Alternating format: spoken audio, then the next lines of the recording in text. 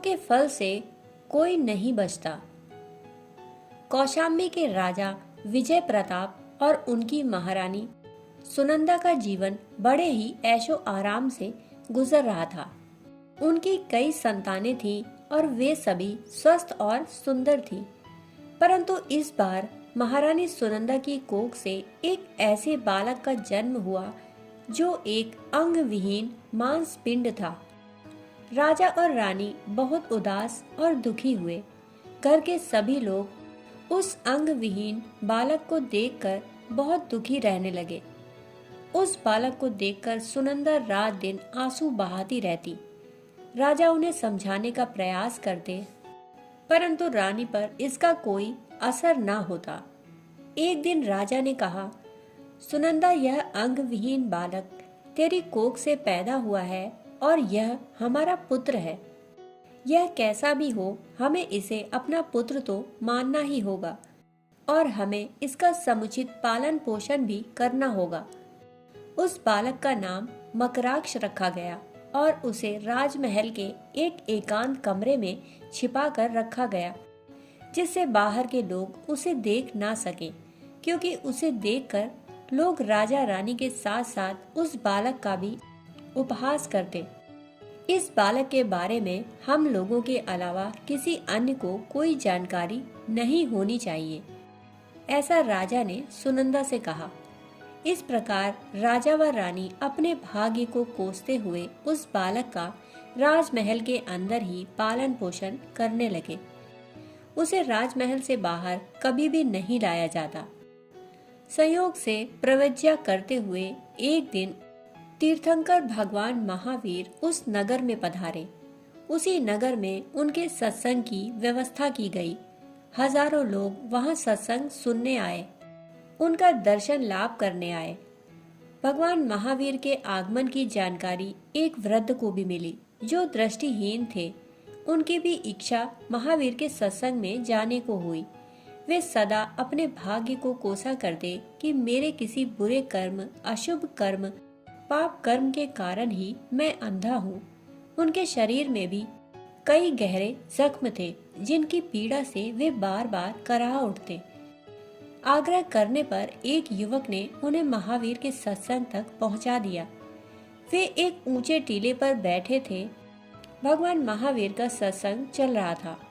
वे महावीर को नहीं देख सकते थे, पर वे सोच रहे थे कि भगवान महावीर तो मुझे अवश्य ही देख सकते हैं और उनकी पावन दृष्टि जब मुझ पर पड़ेगी तो निश्चित ही मेरे पाप मिट जाएंगे और उनके सत्संग के सात्विक वातावरण से मेरा चित्त पवित्र हो सकेगा। इस अंधे व पीड़ा से कराहते व्यक्ति की करुणा मौन पुकार अंतर्यामी महावीर तक पहुंच रही थी और वे बीच बीच में उस पर अपनी करुणामयी दृष्टि भी डाल रहे थे। भगवान महावीर अपने प्रवचन में कह रहे थे, इस धरती पर जितने भी प्राणी हैं वे सब अपने अपने संचित कर्मों के कारण ही संसार में चक्कर लगाते हैं, जीवन मरण के चक्रव्यूह में फंसते हैं। अपने किए अच्छे बुरे शुभ अशुभ पुण्य कर्मों के कारण ही विभिन्न योनियों में जन्म लेते हैं। अपने किए हुए कर्मों का फल हर प्राणी को भोगना ही पड़ता है।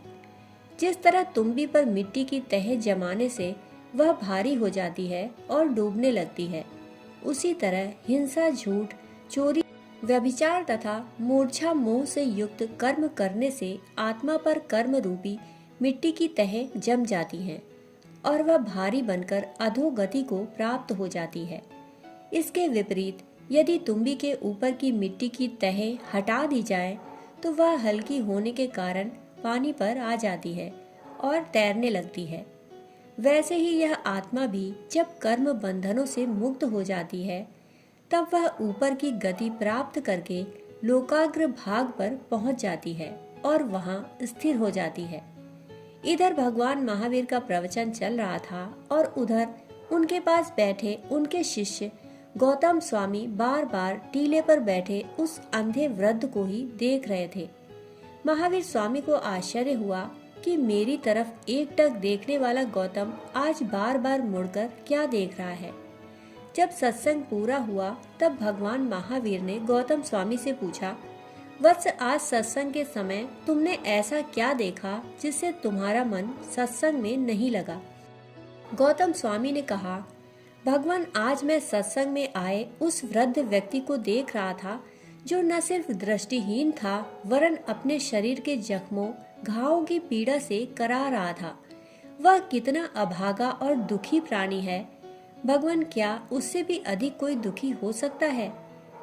भगवान महावीर बोले, वत्स, उस अंधे का तो कुछ पुण्य भी है। आंखों के सिवाय उसके शरीर के अन्य अंग तो ठीक हैं और वह तो चल फिर भी सकता है, परंतु राजा विजय प्रताप का बालक मकराक्ष तो बिना हाथ पैर के मांस के पिंड जैसा है। वह राजघराने में ऐशो आराम की वस्तुओं के बीच पल रहा है, फिर भी वह घोर दुख में है।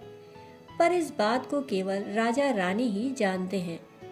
गौतम स्वामी ने पूछा, भगवान, यदि आपकी आज्ञा हो तो मैं राजमहल में जाकर उसे देख आऊं। भगवान महावीर ने अनुमति दे दी और गौतम स्वामी राजमहल की ओर चल दिए। वे राजमहल पहुंचे।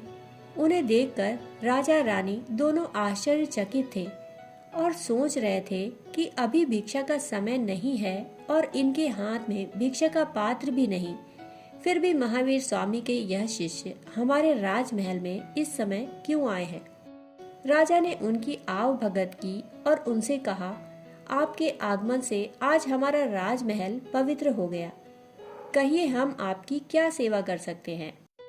हमें आज्ञा दीजिए।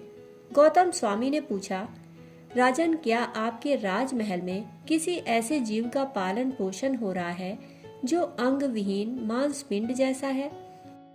यह सुनकर राजा रानी दोनों ही आश्चर्यचकित हुए, क्योंकि यह बात राजमहल से बाहर किसी को पता ही न थी। राजा ने पूछा, इसकी जानकारी आपको कैसे मिली? गौतम स्वामी बोले, राजन, मुझे यह मेरे गुरु ने बताया और मैं उनके आदेश से ही यहाँ आपके पुत्र मकराक्ष को देखने आया हूँ। राजा उन्हें उस एकांत कमरे में ले गए जहाँ मकराक्ष को रखा जाता था। अंग विहीन मकराक्ष वहाँ सचमुच लेटा हुआ दारुण पीड़ा से करा रहा था। गौतम स्वामी यह सब देखकर चकित रह गए। राजमहल से वापस आकर उन्होंने भगवान महावीर से पूछा, भगवान, उस अभागे जीव ने भला ऐसा कौन सा कर्म किया होगा जो राजमहल में जन्म लेकर भी दारुण दुख झेल रहा है? भगवान महावीर बोले, वत्स, यह सब जीव के द्वारा किए गए कर्मों का ही खेल है।